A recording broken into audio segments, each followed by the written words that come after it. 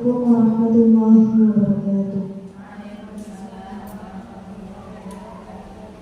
Alhamdulillahirabbil alamin wa bihi nasta'inu ala umuri dunya waddin wassalatu wassalamu ala asyrafil anbiya'i wal mursalin sayyidina wa maulana Muhammadin wa ala alihi wa sahbihi ajma'in.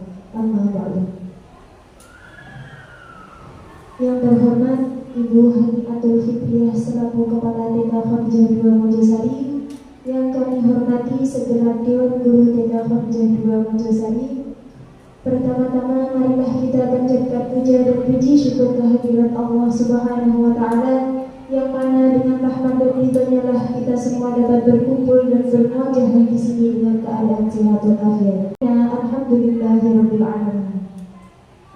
Kedua kalinya salat serta salam senantiasa kita haturkan keharibaan baginda Muhammad sallallahu alaihi wasallam, yang mana beliaulah yang membawa kita dari zaman jahiliyah menuju zaman yang terang benderang, yakni adinul Islam. Biqaulina Allahumma shalli wa sallim wa barik alaihi. Pada kesempatan kali ini izinkan saya sebagai pembawa acara dalam pengimbasan diseminasi budaya positif oleh Ibu Sayyidatul Ma'rifah sebagai calon guru penggerak angkatan 11 untuk membacakan serangkaian acara pada pagi hari ini. Acara yang pertama yakni pembukaan, acara yang kedua yakni sambutan-sambutan, acara yang ketiga yakni doa dan penutup, acara selanjutnya adalah acara inti yakni pengimbasan diseminasi budaya positif oleh Ibu Sayyidatul Ma'rifah. Memasuki acara yang pertama yakni pembukaan, mari kita buka dengan suratul Fatihah. Semoga acara pada pagi hari ini dapat berjalan dengan lancar tanpa halangan suatu apapun. Ala hadhihi niyyah wa kulli niyyatin shalihah. Al-Fatihah.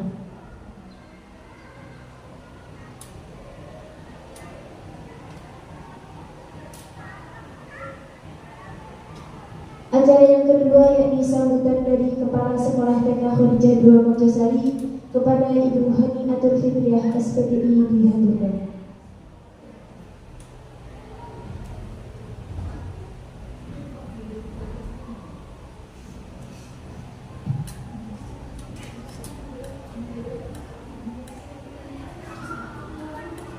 Oke, teman-teman.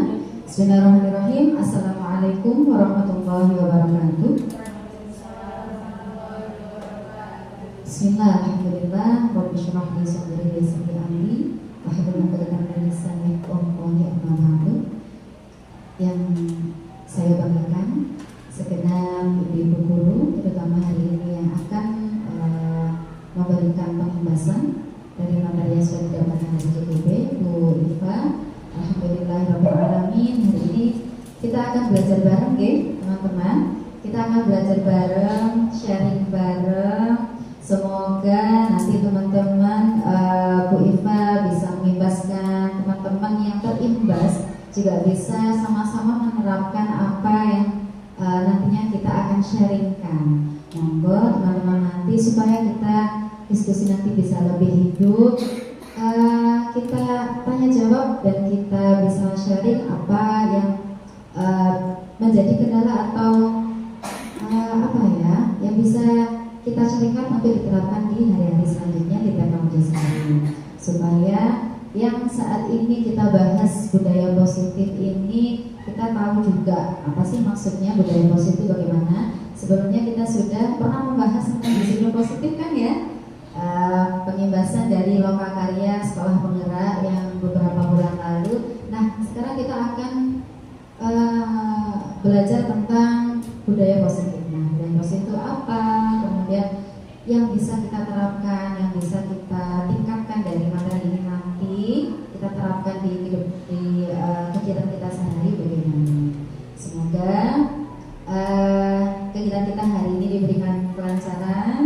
Dan terima kasih sebelumnya untuk Bu Iva yang hari ini memberikan pengimbasan dan memberikan materi tentang budaya positif.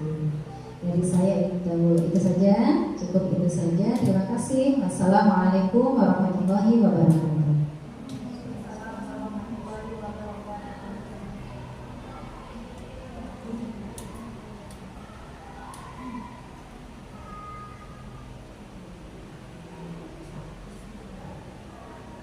memasuki acara yang ketiga, yaitu doa yang akan disampaikan oleh Ibu Ika Munawarah. Waktu dan tempat disilahkan.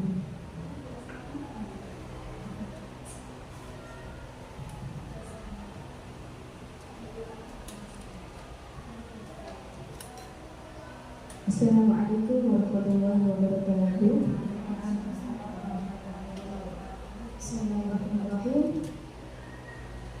Semoga acara perpisahan pada pagi hari ini yang akan kita laksanakan bersama diberikan kemudahan dan kelancaran serta membawa kemanfaatan untuk kita semua, terutama di kita majelis ini. Alhamdulillah. Bimbingan tahun yang Tuhan.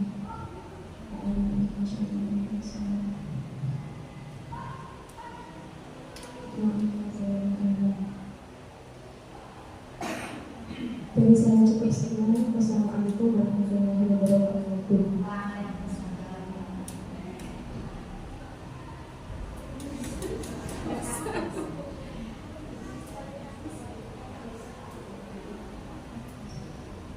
Selanjutnya acara inti yakni pengibasan diseminasi budaya positif oleh Ibu Sayyidatul Ma'rifah sebagai calon guru penggerak angkatan 11. Waktu dan tempat disilakan.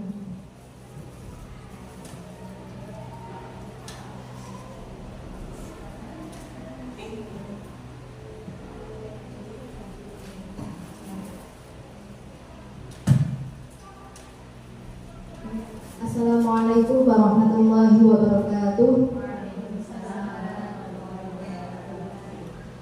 Yang terhormat Ibu Haniatul Fitriah SPTI selaku Kepala Sekolah TK Khadijah II Mojosari, yang saya hormati segenap Ibu Dewan Guru TK Khadijah II Mojosari. Alhamdulillahirrahmanirrahim, pada kesempatan hari ini kita bisa berkumpul dalam keadaan sehat walafiat. Semoga acara kita pada pagi hari ini nanti bisa berjalan dengan lancar. Amin amin ya rabbal alamin. Kedua kalinya saya ucapkan terima kasih kepada Ibu Kepala Sekolah dan juga teman-teman yang sudah memberikan waktu kepada saya untuk menyampaikan materi yang saya dapat selama menjalankan program pendidikan calon guru penggerak angkatan 11. Untuk mengawali kegiatan pada pagi hari ini, izinkan saya untuk menyampaikan materi yang berjudul menyebarkan pemahaman dan pengalaman budaya positif. Next, Bu Sofi. Nah, tujuan kita pada hari ini tentang budaya positif yang pertama adalah meningkatkan pengetahuan dan pemahaman budaya positif. Tujuan yang kedua adalah terbentuknya motivasi intrinsik dan ekstrinsik pada murid dengan pembuatan keyakinan kelas atau sekolah. Nah, dari tujuan ini kira-kira apa sih Bu budaya positif itu?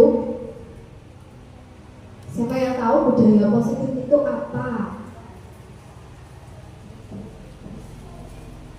Budaya positif Bu, apa ya kira-kira? Kenapa kok budaya positif? Kebiasaan yang baik. Oke, apalagi Bu?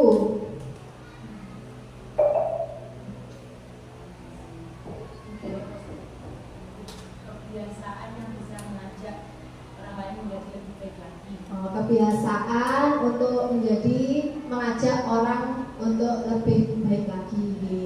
Oke. Nah, inilah pengertian budaya positif, Bu Sofi. Next.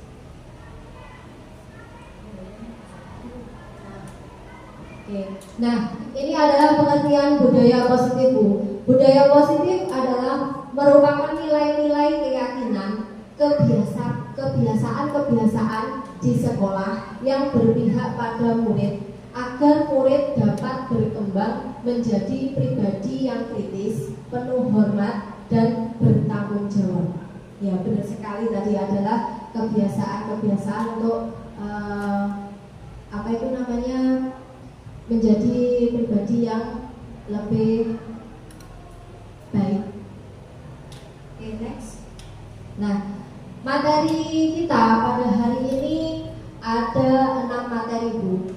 Yang pertama adalah perubahan paradigma belajar stimulus respon lawan teori kontrol. Yang kedua, disiplin positif dan nilai-nilai kebajikan. Yang ketiga, keyakinan kelas, hukuman dan penghargaan.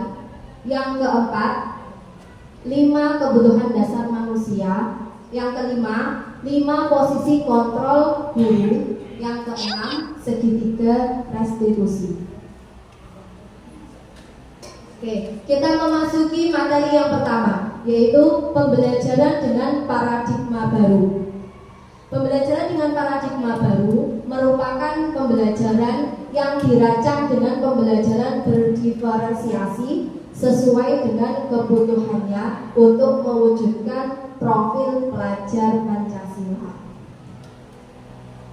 Next. Nah, perubahan paradigma teori kontrol itu adalah guru mengontrol murid. Yang kedua, semua penguatan positif, efektif, dan bermanfaat. Yang ketiga, kritik dan membuat orang merasa bersalah dapat menguatkan karakter. Yang keempat, orang dewasa memiliki hak untuk memaksa. Nah, bagaimana seseorang bisa berubah dari paradigma stimulus respon kepada pendekatan teori kontrol? Ini di Stephen R. Covey Principle Cancer Leadership 1991 mengatakan bahwa bila kita ingin membuat kemajuan, perlahan sedikit demi sedikit, ubahlah sikap atau perilaku Anda. Namun, bila kita ingin memperbaiki cara-cara utama kita, maka kita perlu mengubah kerangka acuan kita. Ubahlah bagaimana Anda melihat dunia, bagaimana Anda berpikir tentang manusia. Ubahlah paradigma Anda. Sekarang, pemahaman dan penjelasan aspek-aspek tertentu tentang realitas. Nah, di sini ada perubahan paradigma stimulus respon teori kontrol atau teori pilihan. Nah, siapa sih sesungguhnya yang memiliki kontrol itu? Nah, di sini ada stimulus respon.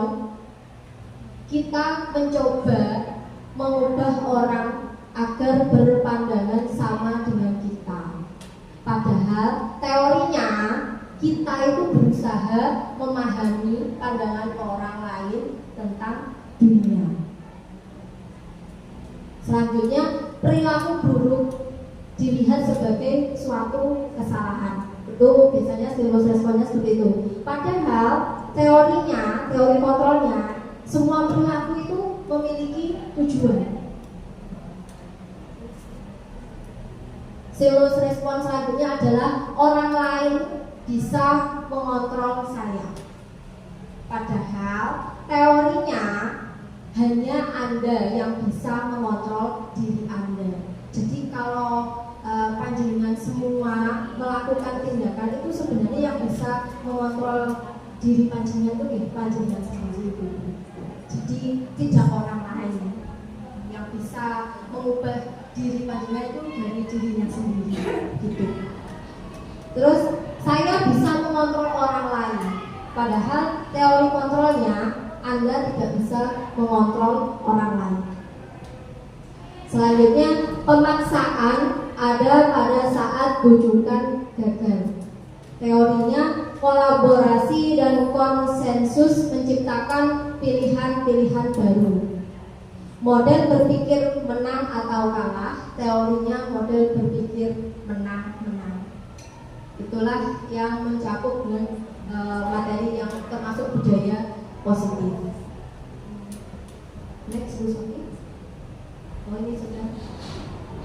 Oh ya, ini kita sudah memasuki materi selanjutnya Ibu-ibu, yaitu tentang disiplin positif. Jadi disiplin positif ini adalah masuk dalam budaya positif. Jadi budaya positif sama disiplin positif itu sudah beda. Disiplin positif itu berada di dalamnya budaya positif. Budaya positif itu masih luas, sedangkan disiplin positif ini sudah fokus. Nah, disiplin positif berasal dari kata disiplina yang artinya belajar. Disiplin mengacu pada disiplin diri yang memiliki tanggung jawab terhadap apa yang ditindakinya sesuai nilai-nilai yang diyakini. Disiplin positif adalah salah satu cara penerapan disiplin untuk menumbuhkan kesadaran peserta didik tanpa imbalan, penghargaan, atau hukuman. Nah, dari disiplin positif ini, kira-kira kita sudah menerapkan disiplin positif apa belum, Ibu-ibu? Mungkin dari disiplin kelas, dari kelas-kelas panjenengan, bagaimana sudah menerapkan disiplin positif? Sudah, ada yang sudah. Apa Bu contoh disiplin positifnya, Bu?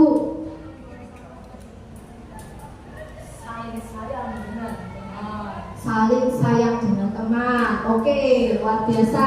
Mungkin dari yang lain sudah pernah menerapkan disiplin positif di kelasnya.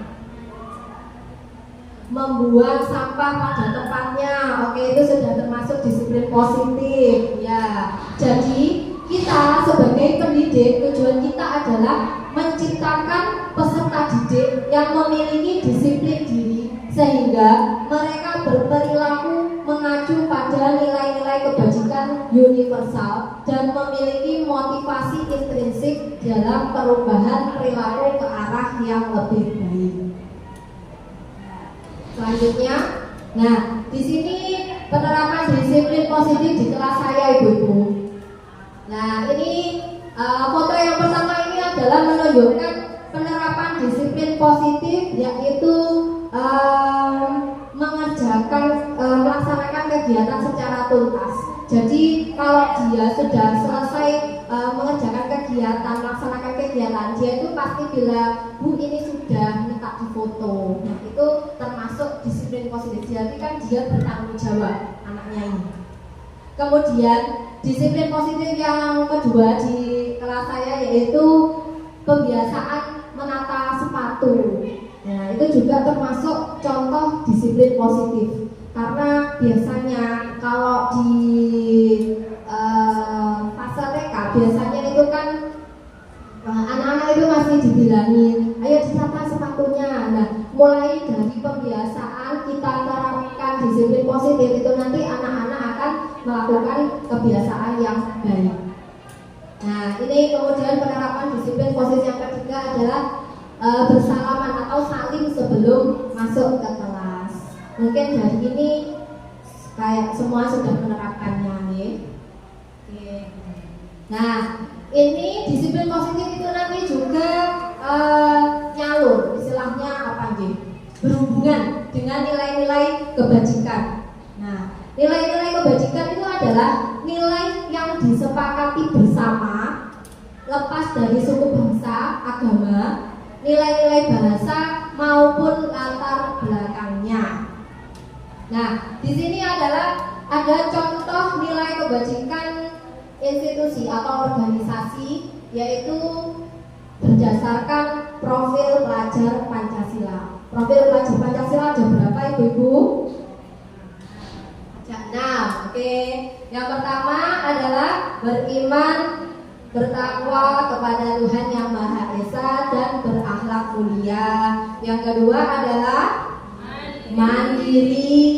Yang ketiga bernalar kritis. Yang keempat berkebinekaan global. Ini double ini tulisannya. Yang kelima ada gotong royong. Yang keenam ada kreatif. Oke, next. Oke. Sebelum menginjak materi selanjutnya, mari kita ice breaking dulu Ibu, biar lebih semangat kita melanjutkan materi kita yang lumayan panjang.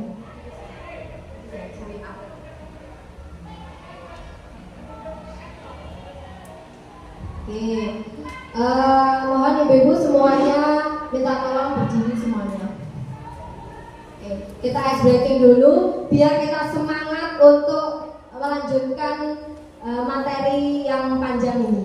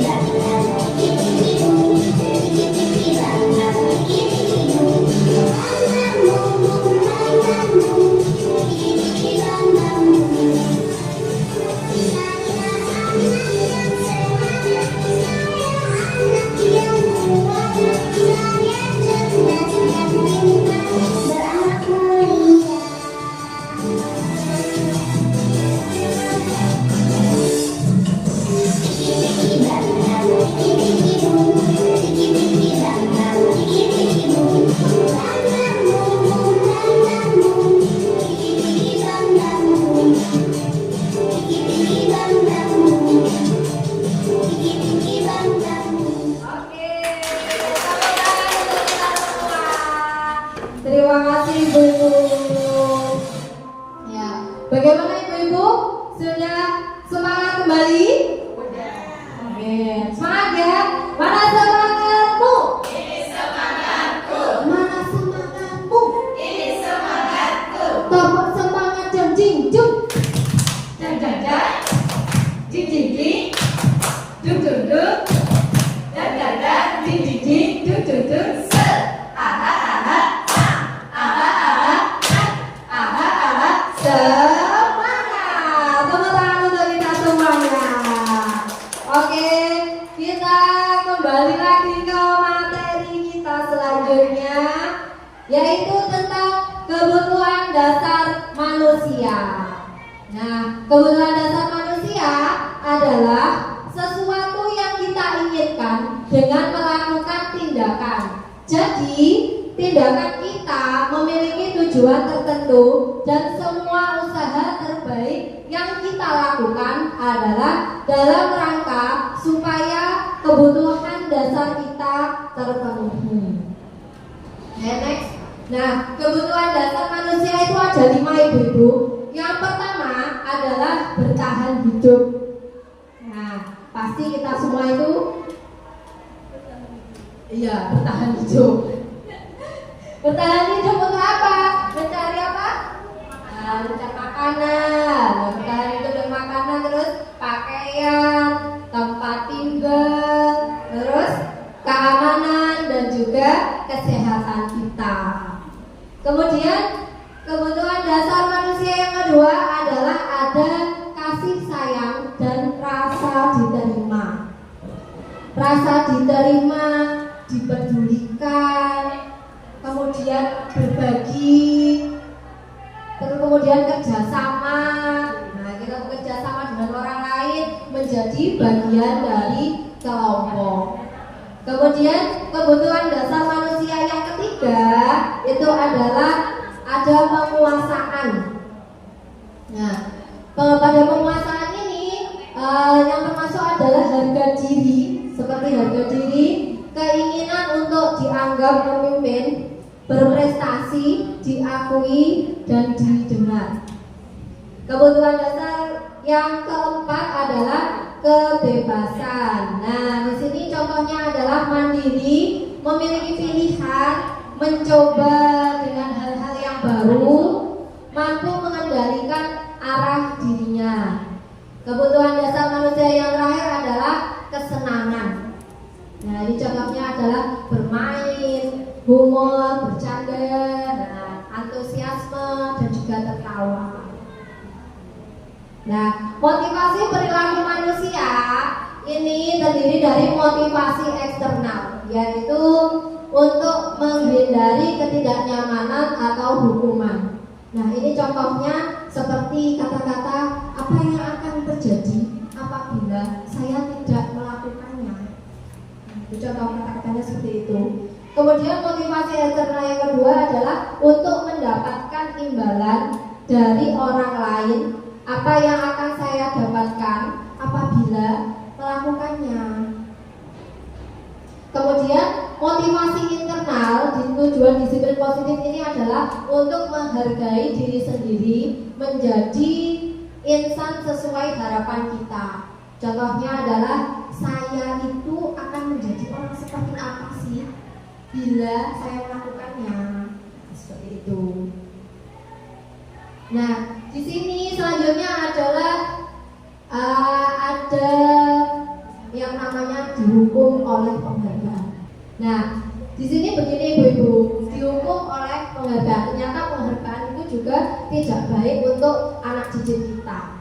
Jadi bahwa penghargaan sama dengan hukuman, dalam arti dorongannya eksternal dan akan ada faktor ketergantungan. Jadi pasti anak itu memiliki rasa ketergantungan, mau menjawab pertanyaan yang berguru tapi dengan iming-iming penghargaannya itu. Jadi misalkan anak itu berpikirnya begini, aku tak jawab sih nanti biar dapat hadiah dari guru. Nah, itulah yang dinamakan penghargaan tapi masuk di hukuman. Seperti itu.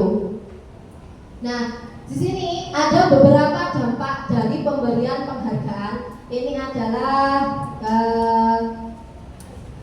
dari Alficon 1993. Nah, ini adalah pengaruh jangka pendek dan jangka panjang. Penghargaan itu bisa merusak hubungan. Nah, penghargaan itu adalah menghukum. Penghargaan menurunkan kualitas. Kemudian penghargaan itu juga mengurangi ketepatan. Penghargaan mematikan kreativitas anak juga, karena anak-anak itu kan berpikirnya melakukan perintahnya atau itu dengan iming-iming imbalan oleh dapat penghargaan itu tadi. Kemudian penghargaan juga tidak efektif. Penghargaan juga mengurangi motivasi intrinsik. Ya, selanjutnya, nah di sini ada perbedaan hukuman dan juga konsekuensi.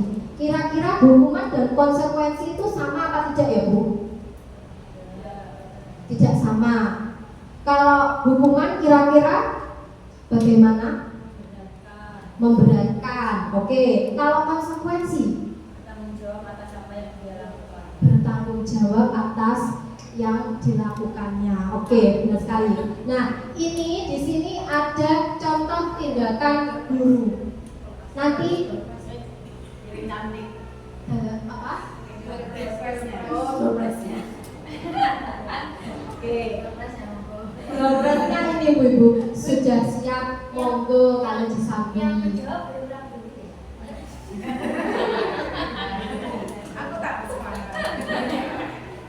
Terus tadi pesertanya siapa? Yang mendengar saya nanti siapa? Oke, jadi di sini ada contoh tindakan guru ibu-ibu. Ini nanti coba kita analisis bersama. Ini termasuk hukuman atau konsekuensi. Sepertinya kalau dilihat hukuman sama konsekuensi ini hampir mirip. Nah, jadi nanti coba kita jawab bersama-sama. Contoh tindakan guru yang pertama adalah mencatat 100 kali di dalam buku mencatat 100 kali di dalam buku dengan kalimat saya tidak akan terlambat lagi. Mungkin ini anaknya terlambat, makanya sama gurunya disuruh menulis 100 kali di buku dengan kata atau kalimat saya tidak akan terlambat lagi karena ini karena terlambat sekolah. Nah, kira-kira ini masuk hukuman atau konsekuensi, ibu-ibu? Hukuman. Oke, nomor 1 hukuman ya. Terus yang kedua, lari mengelilingi lapangan basket 2 kali karena terlambat hadir di sekolah. Kira-kira masuk hukuman atau konsekuensi? Masuk hukuman. Oke. Yang ketiga, yang pertama tadi hukuman ya, hukuman. Yang kedua juga hukuman sudah 2. Yang ketiga, murid diminta push up 15 kali karena terlambat masuk kelas. Kira-kira masuk hukuman atau konsekuensi? Masuk hukuman. Yang ketiga juga hukuman. Yang keempat, menggantikan kertas tugas teman yang telah dicoret-coret. Masuk konsekuensi. Oke, konsekuensi nomor 4. Nomor 5, membersihkan tumpahan air di meja. Membersihkan tumpahan air di meja tulis karena tersenggol pada saat belajar. Konsekuensi. Oke, nomor 4, 5 konsekuensi. Nomor 6, murid disuruh untuk tidak mengenakan sepatu seharian di sekolah karena tidak mengenakan sepatu hitam. Oke, masuk hukuman. Oke. Yang ketujuh, lari mengelilingi lapangan basket 2 kali karena terlambat 10 menit untuk pelajaran PJOK. Masuk hukuman atau konsekuensi? Konsekuensi. Karena kenapa Bu? Kok konsekuensi? Oh iya, karena pelajarannya PJOK. Oke, kita lihat bersama-sama ibu-ibu jawabannya. Apakah benar? Tadi yang masuk konsekuensi nomor 4, 5, dan 7. Oke, kita lihat bersama-sama. Apakah benar?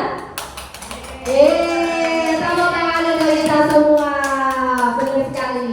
Yang pertama itu tadi termasuk hukuman. Yang kedua juga hukuman. Yang ketiga juga hukuman. Yang keempat konsekuensi. Yang kelima juga konsekuensi. 6-nya hukuman. Yang ketujuh juga termasuk konsekuensi. Karena ini tadi kan pelajaran PJOK. Oke, nah di sini adalah perbedaan hukuman dan konsekuensi, ibu-ibu. Jadi hukuman itu adalah sesuatu yang menyakitkan harus terjadi. Biasanya kan kalau dihukum itu kan dengan berhubungan dengan fisik ya, suruh push up, lari-lari, nah seperti itu berhubungan dengan fisik. Nah itu menyakitkan. Sedangkan konsekuensi itu adalah sesuatu harus terjadi. Terus hukuman adalah membuat anak sakit. Nah itu tadi, membuat anak sakit fisik maupun hatinya untuk jangka waktu lama. Pasti anak-anak itu kalau setelah dihukum itu pasti di dalam hatinya itu sakit karena pernah dihukum sama gurunya, misalkan suruh push up, itu pasti akan diingat-ingat pada anak itu. Aku dulu pernah dihukum sama guru itu push up 100 kali atau berapa kali. Nah itu pasti dia akan merasakan rasa itu yang mendalam dan jangka waktu yang sangat panjang. Rasanya mungkin masih sakit hati. Kemudian konsekuensi membuat anak merasa tidak nyaman dalam jangka waktu pendek. Jadi kita memberikan konsekuensi kepada anak itu, kalau konsekuensi itu juga merasa anak juga tidak nyaman, tapi dalam jangka pendek. Beda dengan yang hukuman. Kalau hukuman itu jangkaunya lama, sedangkan konsekuensi itu jangkanya pendek. Kemudian hukuman, anak itu bisa membenci kedisiplinan. Misalkan kedisiplinannya, misalkan contohnya disiplin memakai sepatu warna hitam. Nah, dia itu berangkat pakai sepatu warna putih. Nah, sama gurunya dihukum. Misalkan disuruh push up atau lari-lari. Nah, itu nanti pasti dia akan benci dengan sepatu hitam itu tadi. Nah, jadi apa ya? Mindsetnya anak itu malah disiplin membenci pada disiplinnya itu tadi karena ada faktor hukumannya itu tadi. Kemudian kalau konsekuensi, anak menghargai disiplin, anak itu masih menghargai karena gurunya tadi mengasih konsekuensi dengan kesepakatan juga. Kemudian kalau hukuman itu adalah paksaan, kalau konsekuensi itu adalah stimulus atau tanggapan. Hukuman mendorong anak menyakiti diri sendiri, sedangkan konsekuensi mendorong anak agar mudah menyesuaikan diri. Kemudian hukuman konsep diri yang buruk, sedangkan konsekuensi adalah konsep diri yang baik. Nah, hukuman anak belajar untuk menyembunyikan kesalahan, sedangkan konsekuensi adalah anak belajar untuk mematuhi peraturan. Hukuman itu bisa marah, rasa bersalah, dipermalukan, merasa tak dihargai. Biasanya kalau anak-anak sedang dihukum itu kan pasti merasa marah kan, marah, kemudian malu juga dengan teman-temannya karena sudah dihukum sama gurunya itu tadi, dan juga merasa dia itu tidak dihargai. Sedangkan konsekuensi adalah kehilangan hak, dibuat tidak nyaman, diasingkan untuk sementara. Bedanya hukuman dan konsekuensi itu seperti itu, ibu-ibu. Mungkin dari sini ada yang ditanyakan, ibu-ibu. Caca ya, oke lanjut. Apa bu? Konsekuensi untuk anak usia dini. Mungkin kalau konsekuensi untuk anak usia dini itu bisa membuat kesepakatan dulu ibu-ibu. Contohnya seperti ini, misalkan anak itu tidak mau membuang sampah ya, itu bisa jenengan membuat kesepakatan dulu bersama di kelas. Nah itu kira-kira jenengan apa itu namanya ajak kesepakatan. Kira-kira apa hal yang sesuai dengan mereka. Misalkan itu juga kesepakatan dari mereka sendiri. Dengan tawarkan konsekuensinya itu, dengan tawarkan kesepakatannya itu seperti apa. Mungkin dengan yang tidak memberatkan karena juga usianya kan juga masih usia dini gitu. Kemudian di sini ada juga perbedaan hukuman, konsekuensi dan juga restitusi. Mungkin restitusi ini sudah tidak asing ya ibu-ibu, sudah pernah kita belajar tentang restitusi. Nah, jadi ini juga hampir mirip, ada hukuman, konsekuensi dan juga restitusi. Nah, di sini ada perbedaannya. Kalau hukuman itu adalah identitas yang gagal, itu bisa merusak anak, istilahnya merusak anak. Sedangkan kalau konsekuensi dan juga restitusi itu adalah identitas yang sukses, termasuk mendisiplinkan anak. Kalau hukuman itu tidak mendisiplinkan anak. Nah, di sini ada perbedaannya ibu-ibu, hukuman, konsekuensi dan juga restitusi. Kalau hukuman itu adalah sesuatu yang menyakitkan, harus terjadi.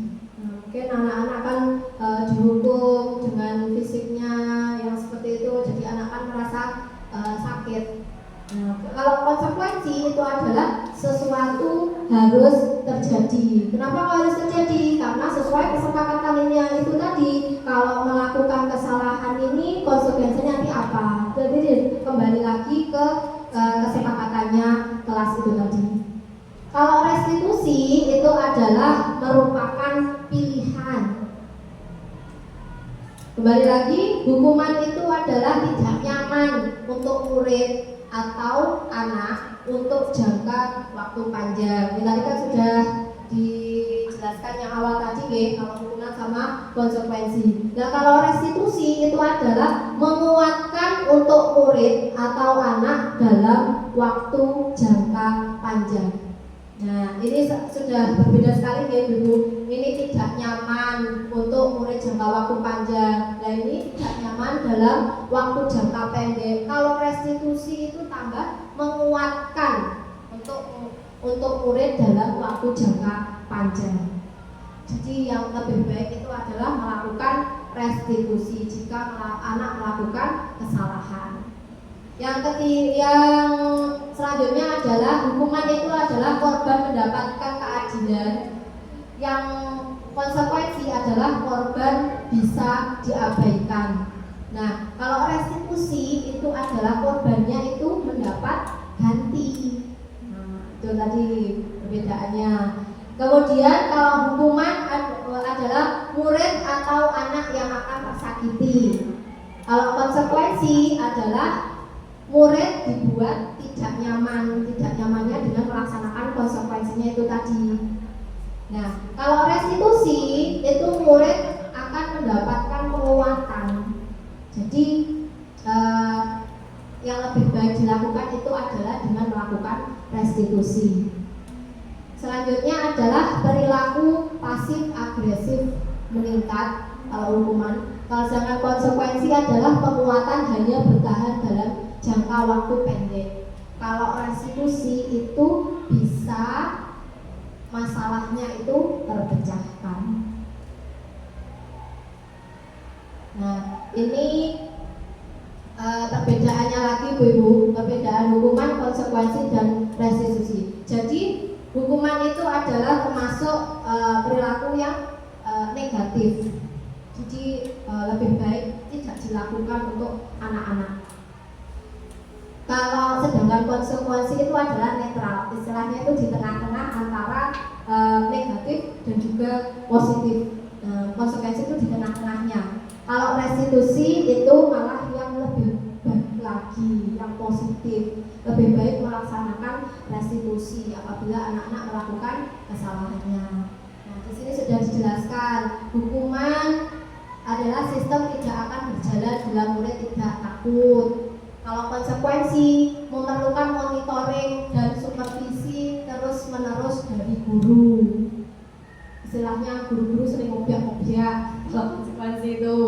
Kalau restitusi itu adalah murid belajar bertanggung jawab untuk perilakunya. Kemudian hukuman berlaku hanya pada sebuah institusi, tidak berlanjut pada kehidupan nyata. Kemudian kalau konsekuensi membantu penerapan mengikuti peraturan dalam masyarakat. Nah, sedangkan restitusi itu adalah fokus pada pemecahan masalah dalam jangka waktu panjang. Nah, di sini hukuman peraturannya adalah kamu harus kalimat-kalimat seperti itu adalah termasuk hukuman. Istilahnya kayak dipaksa. Kamu harus seperti ini, kamu harus seperti itu. Nah, itu termasuk hukuman juga. Kata-katanya kan istilahnya memaksa anak. Sedangkan konsekuensi itu mengatakan apa peraturannya, apa mampukah kamu melakukannya. Nah, seperti itu. Masih ada kata-kata membuat anak itu berpikir tentang peraturannya itu tadi, melakukan kesalahan itu tadi. Sedangkan restitusi itu adalah kata-katanya contohnya seperti ini. Apa yang kamu yakini? Biasanya kan setiap kelas itu pasti membuat kesepakatan kelas ya Ibu. Kesepakatan kelas itu nanti juga masuk dalam keyakinan kelas. Jadi kesepakatan anak-anak bersama itu nanti masuk dalam keyakinan kelas. Nah, ini contoh restitusinya. Selanjutnya adalah apa yang bisa kamu lakukan untuk memperbaiki masalah ini. Jadi kalau restitusi itu adalah memberikan pilihan kepada anak-anak, istilahnya untuk memperbaiki masalahnya. mempertanggungjawabkan masalah yang dibuatnya. Kemudian kalau hukuman, murid atau anak itu akan membenci peraturannya sekolah. Misalkan tadi yang menata itu tadi contohnya bersepatu warna hitam, terus dianya pakai sepatu warna putih, dia itu pasti akan membenci peraturan itu karena guru sudah melakukan hukuman. Kalau sedangkan konsekuensi itu murid masih menghormati peraturan. Kalau restitusi, murid menghormati dirinya dan juga orang lain. Oke. Nah, di sini ada keyakinan kelas. Nah, mengapa keyakinan kelas tidak peraturan kelas? Apa bu perbedaannya keyakinan dan juga peraturan? Keyakinan kelas dan juga peraturan kelas. Kenapa sih kok keyakinan bukan peraturan saja?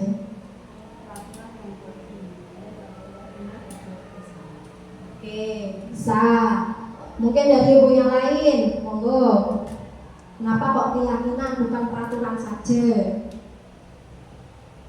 Baik ibu. Karena nanti akhirnya lebih ke Kalau peraturan lebih ke hukuman. Oke, begitu. Kalau keyakinan bisa melalui konsekuensi dan juga restitusi. Ya, sebenarnya kalau keyakinan kelas, itu nanti ada jawabannya sendiri bu. Sebentar. Kalau keyakinan kelas itu mungkin dari kesepakatannya bu. Kita itu kalau membuat keyakinan kelas itu membuat kesepakatan dulu bersama anak-anak. Kita buat kesepakatan kelas, di kelas ini bagaimana agar tercipta suasana yang aman, nyaman. Nah, pastikan anak-anak bersepakat, tidak rame bu, tidak buang sampah sembarangan. Nah, seperti itu. Nah, itu kalimat-kalimat kesepakatan dari anak-anak itu nanti bisa dijadikan satu menjadi sebuah keyakinan kelas. Kalau sedangkan peraturan itu biasanya tidak melakukan kesepakatan dulu. Jadi misalkan peraturannya di sekolah datang jam 7:30 tepat, nah tidak boleh telat. Nah, terus memakai sepatu warna hitam, nah itu kan istilahnya sudah ditentukan. Benar sekali tadi, sudah ditentukan dari sekolah. Kalau keyakinan kelas itu masih dengan kesepakatan bersama dulu. Nah, ini ada contohnya. Mengapa kita memiliki peraturan harus menggunakan helm bila mengendarai kendaraan roda 2? Nah, kemudian mengapa kita memiliki peraturan harus datang tepat waktu pada saat mengikuti pelatihan? Nah, ini semua adalah untuk mendukung motivasi intrinsik, kembali ke nilai-nilai keyakinan-keyakinan, lebih menggerakkan seseorang dibandingkan mengikuti serangkaian peraturan-peraturan. Nah, di sini adalah pembentukan keyakinan kelas saya, ibu-ibu. Jadi keyakinan kelas saya itu tidak banyak-banyak, keyakinan kelas saya itu tidak banyak, hanya 4 saja. Yang pertama adalah aku suka kebersihan. Yang kedua adalah sopan santun di kelas. Yang ketiga adalah menyayangi teman. Yang keempat adalah kembalikan peralatan atau mainan jika sudah selesai.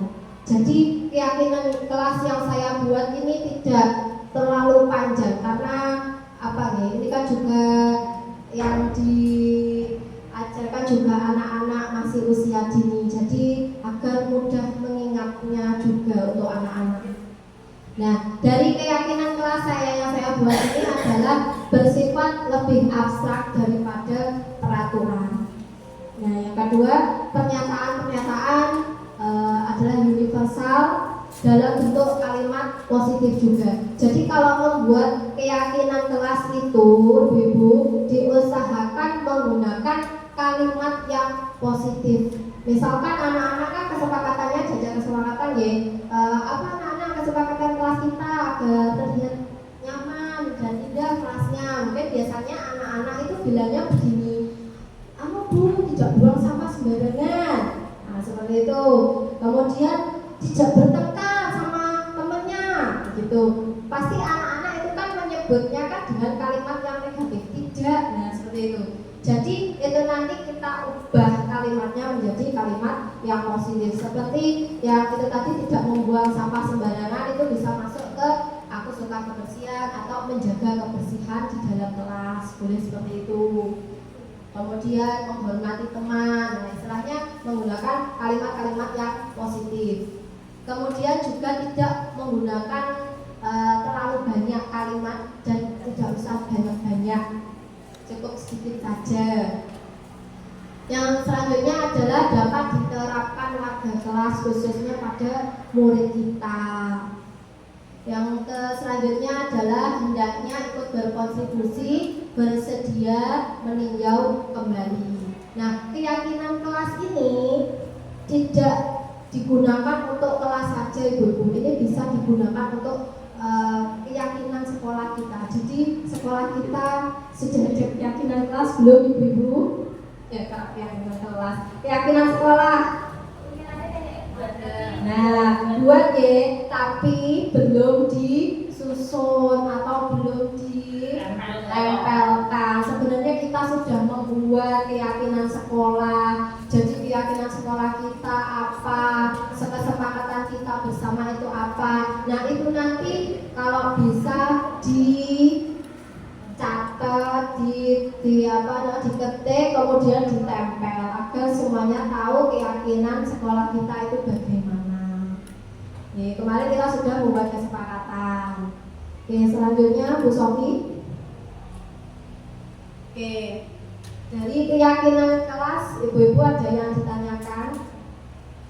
Jadi keyakinan itu tidak hanya untuk kelas saja, bisa dilakukan di sekolah juga, untuk kita guru-guru juga.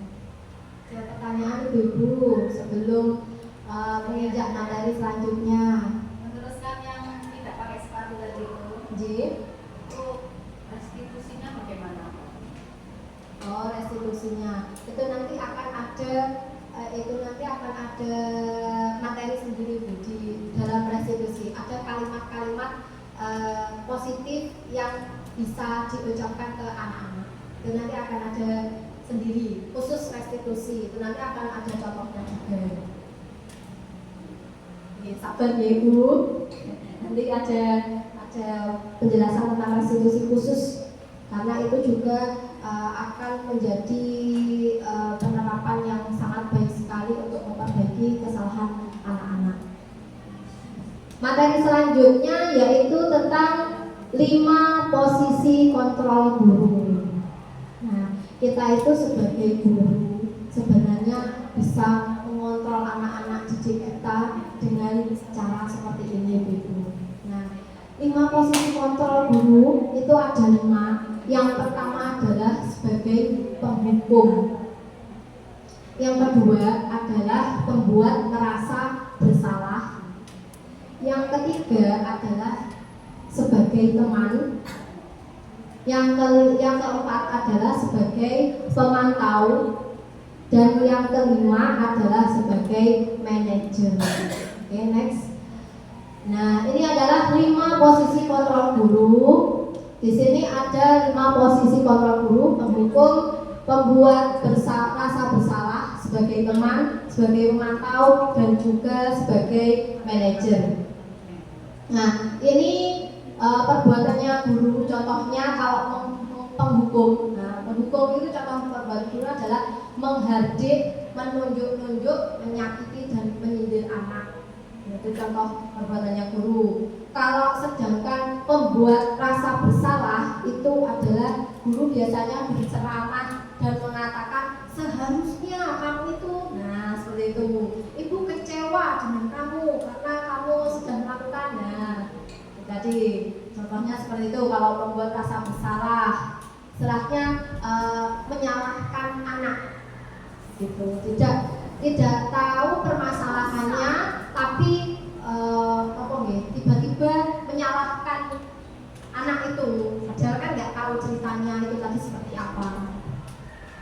Kemudian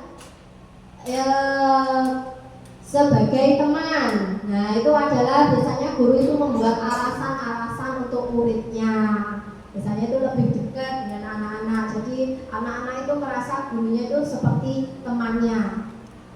Kemudian sebagai pemantau, itu adalah menghitung dan mengukur. Biasanya kalau guru sebagai pemantau itu hanya anak-anak itu hanya dipantau dulu, dihitung sampai berapa kesalahannya yang dibuat. Nah, seperti itu. Kalau sebagai manajer itu adalah mengajukan pertanyaan-pertanyaan. Kemudian kalau menghukum, guru berkata kalau kamu tidak melakukannya, awas ya, rasakan. Seperti itu, kayak kalimat ancaman. Seperti kalimat ancaman itu biasanya dilakukan oleh guru yang penghukum.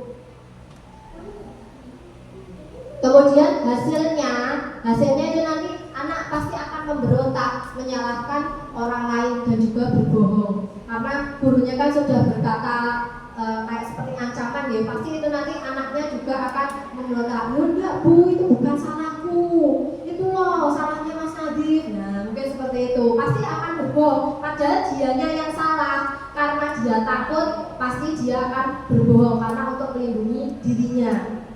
Seperti itu. Sedangkan pembuat rasa bersalah itu menggunakan kata-kata, guru biasanya menggunakan kata-kata kamu sudah tahu, ibu lebih sekali mengatakannya. Nah, kalimatnya seperti itu biasanya. Kemudian pasti anak-anak pun akan menyembunyikan atau menyangkal, masih berbohong. Jadi penghukum dan pembuat rasa bersalah itu masih sama hasilnya di anak-anak, masih menyembunyikan kesalahannya, masih berbohong karena takut dihukum sama gurunya, karena takut sudah dibuat bersalah sama gurunya itu tadi. Sedangkan sebagai teman itu contohnya adalah ayolah lakukan demi ibu. Nah istilahnya anak-anak itu dirangkul seperti itu, dirangkul. Ayolah, masa kamu tidak mau ingat tidak ibu pernah bantu. Nah seperti itu, dengan kalimat-kalimat yang merangkul anak. Tapi hasilnya pada anak itu nanti pasti anak akan memiliki rasa ketergantungan. Jadi sebenarnya sudah bagus, tapi hasilnya itu masih kurang bagus karena anak-anak itu masih bergantung hasilnya dari apa? Apa bu? Itu kan maksudnya gini loh. Ayolah lakukan demi ibu, masa kamu tidak mau? Mungkin itu gurunya pernah membantu anaknya. Jadi ketika anak melakukan kesalahan itu kayak diajak tapi harus diingat-ingat dulu guru pernah melakukan apa gitu. Itu mungkin benar sekali. Nah itu nanti hasilnya juga masih kurang bagus, kurang maksimal. Itu nanti akan membuat anak ketergantungan. Kemudian sebagai pemantau, sebagai pemantau itu biasanya guru itu mengatakan kalimat yang seperti ini. Apa peraturannya? Nah, misalkan tidak menggunakan sepatu berwarna hitam tadi ya. Nah, misalkan ada anak yang menggunakan sepatu berwarna putih. Nah itu biasanya pasti guru itu melakukan, loh kamu kok pakai sepatu warna putih? Peraturannya bagaimana? Nah itu masuk di pemantau. Untuk pemantau. Oke. Kemudian hasilnya itu nanti pada peserta didik itu menyesuaikan diri bila diawasi. Jadi anak-anak itu akan melakukannya bila diawasi guru. Mau melakukannya itu pasti ngawasi, anak buahmu buka ya. Nah seperti itu.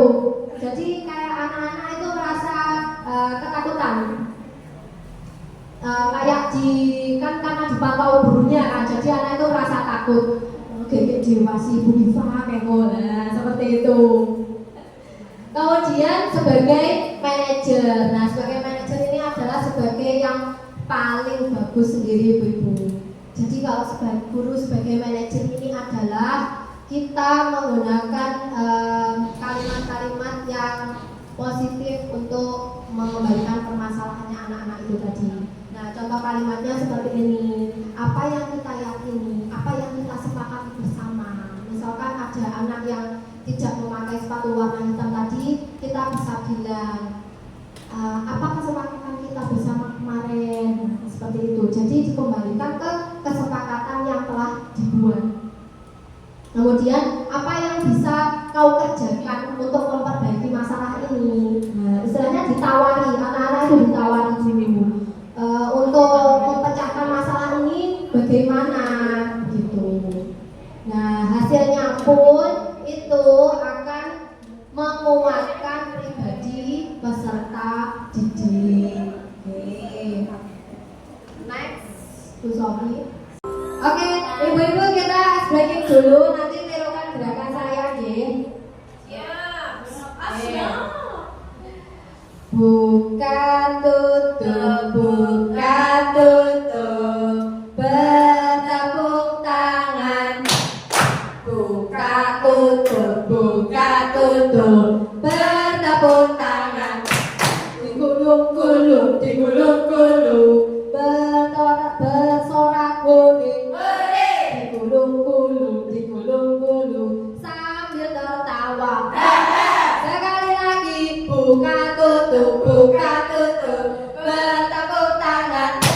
Buka tutup, tepuk tangan lagi. Digulung-gulung, sambil bersorak. Digulung-gulung, sambil tertawa. Oke, tepuk tangan dulu kita semua. Nah, gimana ibu-ibu, sudah semangat? Mana semangatmu? Tambah semangat. Semangat. Sudah semangat ibu-ibu? Oke, kembali lagi ke materi kita selanjutnya, yaitu tentang sebagai posisi kontrol apakah yang menyatakan ini. Nah, ibu-ibu, coba diperhatikan ke depan dulu. Nah, di sini ada pertanyaan ibu-ibu. Nanti coba kita jawab bersama-sama apakah hasilnya benar atau salah. Coba pernyataan yang pertama adalah saya kecewa sekali dengan kamu. Nah, itu adalah termasuk posisi kontrol guru apa ya? Sebagai apa? Tadi posisi kontrol ada berapa? 5. Sebagai yang pertama penghukum, yang kedua sebagai membuat rasa bersalah, yang ketiga sebagai teman, yang keempat pemantau, yang kelima manajer. Nah, kira-kira pernyataan yang pertama ini masuk yang kontrol guru sebagai apa? Dua itu tadi apa? Membuat rasa bersalah. Saya kecewa sekali dengan kamu. Oke, masuk nomor 2. Terus yang pernyataan nomor 2, kamu tidak pernah benar melakukannya. Masuk apa, Bu? 3. Masuk 3. 3 tadi adalah sebagai teman. Oke, yang nomor 2 sebagai teman. Yang pertama pembuat rasa bersalah. Yang ketiga, ayolah lakukan ini demi ibu. Apa? Ayolah lakukan demi ibu sebagai teman. Temannya ada 2. Yang keempat, apakah kamu mau mendapatkan stiker bintang hari ini? Nah, ini aja Bu, ternyata termasuk apa? Apakah kamu mau mendapatkan stiker bintang? Oh, sebagai pemantau. Oke. Yang kelima, bagaimana kamu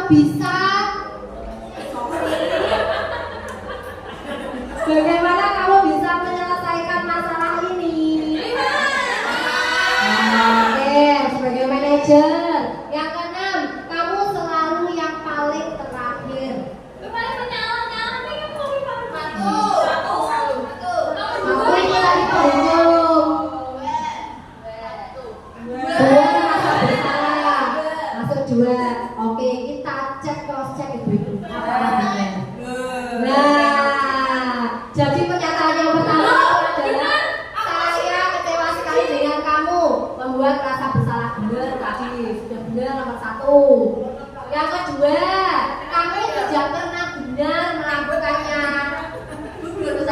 tadi apa? Tadi sebagai apa? Jawabannya teman. Padahal itu tadi sebagai penghubung. Istilahnya itu kayak menyalahkan anak itu tadi. Kemudian yang ketiga, ayolah duduk, ayolah lakukan demi ibu. Nah itu sebagai teman, benar. Apakah kamu mau mendapatkan stiker bintang hari ini? Tadi sebagai pemantau, benar ya? Oke. Yang kelima, bagaimana kamu bisa menyelesaikan masalah ini? Benar sekali, tadi sudah sebagai manajer. Dan yang keenam, tadi jawabannya itu apa ibu-ibu? Oke, Bu Binti jawab nomor 1. Kalau tadi membuat rasa bersalah, padahal ini masuk di sebagai penghubung. Kamu selalu yang paling terakhir. Kamu selalu yang terakhir. Nah, kita berada di sesi akhir materi kita pada hari ini, yaitu tentang segitiga restitusi. Kita sudah belajar tentang segitiga restitusi. Sudah pernah melakukan segitiga restitusi, ibu-ibu? Belum. Ada yang sudah pernah melakukannya? Belum pernah ya?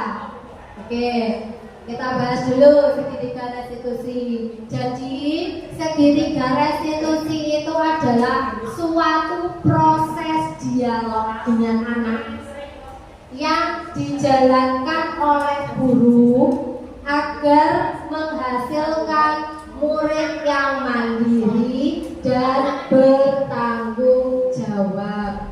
Nah, itu tadi yang dinamakan segitiga restitusi. Nah, segitiga restitusi tahapannya ada berapa, Bu? Ada 3. Oke. Yang pertama, tahapan yang pertama ada menstabilkan identitas. Jadi menstabilkan identitas masalahnya dulu. Oke, halo ibu-ibu. Kapok 1, kapok 1, kapok 2, kapok 3, kapok 4, kapok 5. Sudah siap belajar lagi ibu-ibu? Oke, sedikit lagi ibu-ibu materinya akan selesai. Jadi tahapan segitiga restitusi itu ada 3. Yang pertama tahapannya ada menstabilkan identitas masalah. Nah, yang kedua sebentar, contohnya ada Bu sebentar. Yang kedua ada validasi tindakan yang salah. Yang ketiga adalah menanyakan keyakinan. Nah, ini pengertiannya ibu-ibu. Yang pertama adalah menstabilkan identitas. Menstabilkan identitas itu seperti apa ya? Jadi, menstabilkan identitas itu adalah untuk membuat murid yang merasa gagal karena berbuat salah menjadi positif terhadap dirinya. Jadi jika anak melakukan kesalahan itu bisa menjadi kesalahan itu tidak menjadi hal yang negatif bagi mereka. Jadi biar menjadi pelajaran yang positif bagi mereka. Oke. Contohnya adalah kalimat-kalimat tentang menstabilkan identitas. Ini contohnya Bu. Jadi kalau panjenengan membuat segitiga restitusi, langkah yang awal yaitu menstabilkan identitas dengan kalimat seperti ini. Contohnya adalah, nah berbuat salah itu tidak apa-apa.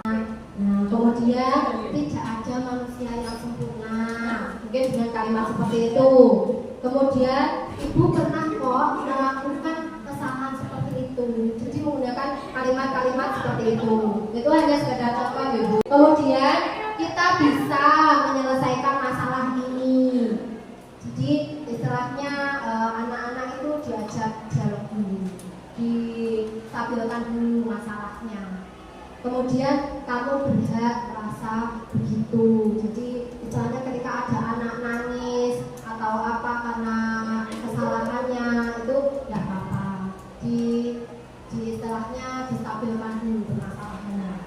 Kemudian tahapan restitusi yang kedua ada namanya validasi tindakan yang salah, yaitu membantu murid mengenali kebutuhan dasar yang ingin dipenuhinya ketika melakukan kesalahan itu. Contoh kalimatnya adalah kamu bisa saja kan melakukan hal yang lebih buruk, tapi kamu tidak melakukannya kan. Dan kalimat selanjutnya, kamu boleh tetap berusaha menjaga sikap itu, tapi tambahkan sikap yang lain atau yang baru. Nah, seperti itu. Selanjutnya, maukah kamu belajar cara lain untuk mendapatkan yang kamu butuhkan tanpa harus mengejek? Misalkan itu kasusnya mengejek, kalau kasusnya memukul ya berarti memukul. Seperti itu. Selanjutnya, apakah kamu bisa melakukan dengan lebih baik besok? Kita validasi dulu tindakan mereka. Kemudian tahapan segitiga restitusi yang terakhir ada, Bu. Nah, menanyakan keyakinan.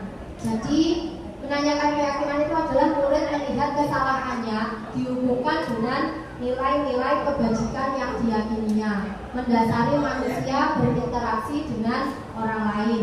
Contohnya adalah seperti ini. Apa nilai-nilai yang kita percaya di kelas atau di sekolah kita?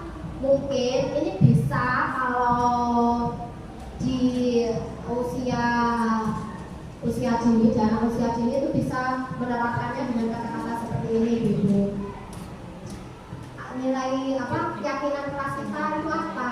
Keyakinan kelas itu, jadi kita itu menjerumuskan di keyakinan kelas, kesepakatan kita bersama. Keyakinan kelas kita itu apa toh? Nah, apakah boleh dilakukan? Seperti itu. Kelas yang ideal itu seperti apa sih? Kamu ingin menjadi anak seperti apa? Kalimat-kalimat positif seperti itu. Apa yang kamu rasakan ketika kamu melakukan itu? Kamu menjadi orang yang seperti apa? Seperti itu. Di sini ada contoh segitiga restitusi dari kesalahan murid saya, Ibu. Jadi saya mencoba menerapkan segitiga restitusi. Contohnya di WA, Bu. Itu nggak bisa diputar karena itu file PDF. Nah, ini kemarin ada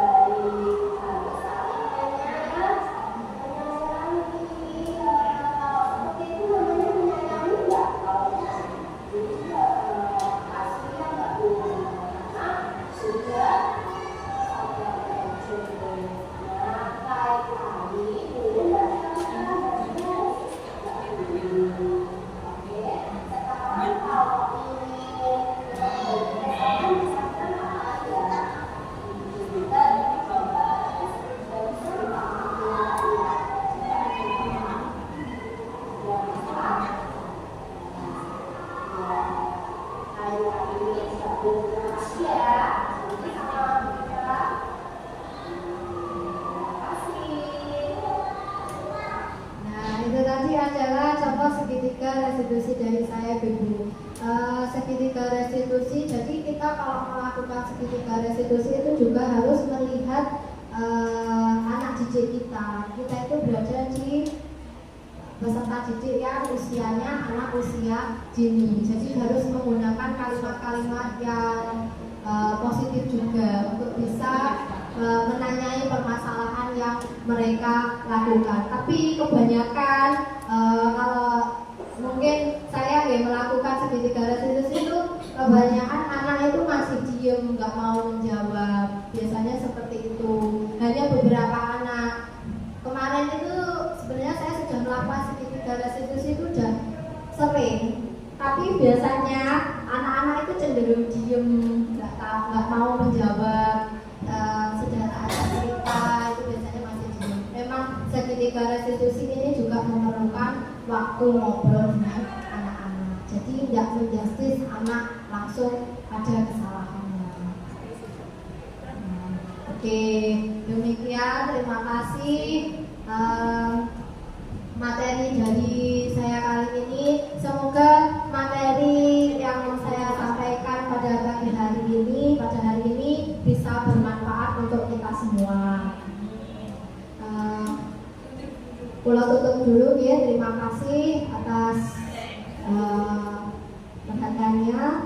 Apabila ada kurang lebihnya, saya mohon maaf yang sebesar-besarnya. Saya akhiri. Wassalamualaikum